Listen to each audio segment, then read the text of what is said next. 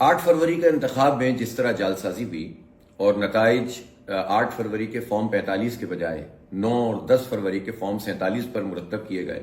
और एमक्यूएम को जो बिल्कुल पिट चुकी है, रिजेक्टेड पार्टी है, मुस्तरद कर दिया कराची वालों ने, उसको मुसल्लत किया गया, तो उसमें हमने तो बहुत वाज़ेह तौर पर अपना मौक़िफ़ दिया था कि फॉर्म 45 जो ओरिजिनल है उसके मुताबिक तो एमक्यूएम किसी एक पोलिंग स्टेशन में भी नहीं जीती। 5,500 पोलिंग स्टेशन और 19,000 बूथ थे कराची में, एक पोलिंग स्टेशन भी नहीं जीत सकी एमक्यूएम। कुछ ये कि वो सीटें जीत जाते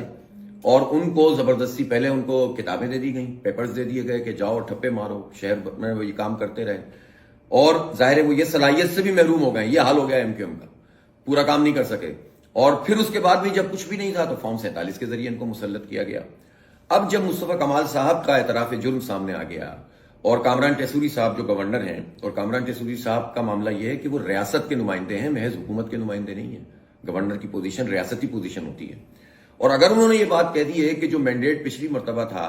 7 सीटों वाला वो नहीं रहा, तो ये जरा हमें साइंस बता देते कि जब 7 सीटों वाला मैंडेट नहीं रहा तो 15 सीटें कैसे मिल गई, और फिर 2 हैदराबाद से भी मिल गई, और फिर इसी तरह 25 और सब मिला मिलू के 30-20 सीटें और फिर रिजर्व भी मिल गई। तो ये मैंडेट कहां से वजूद में आया? इसका मतलब यह है कि अब बिल्कुल वाज़ेह तौर पर यह बात सामने आ गई, और इस एतराफ जुर्म के बाद तो इलेक्शन कमीशन को फौरी तौर पर फॉर्म 45 की बुनियाद पर सर-ए-नौ जो नताइज हैं उनका ऐलान करना चाहिए। अब कोई जवाज ही नहीं रहा कि एमक्यूएम का ये जाली मैंडेट, ये जबरदस्ती का 47 फॉर्म वाला मैंडेट अब पर मुसल्लत हो।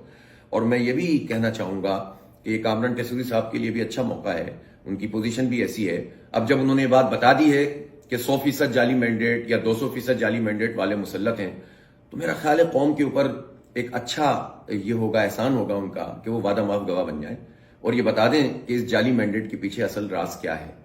किसने ये नताइज मुरतब किए हैं, किस तरह से फॉर्म 47 की बुनियाद पर ये आए हैं, क्यों एमक्यूएम एक पिटी हुई, घिसी पिटी रिजेक्टेड पार्टी को मुसल्लत किया गया है, क्यों ये सब लोग भूल गए कि 35 साल इस शहर कराची में क्या होता रहा, और जब अवाम ने ऐसी पार्टी को मुस्तरद कर दिया तो इसको लाकर बैठाने का क्या मतलब था और ये अमल कैसे हुआ।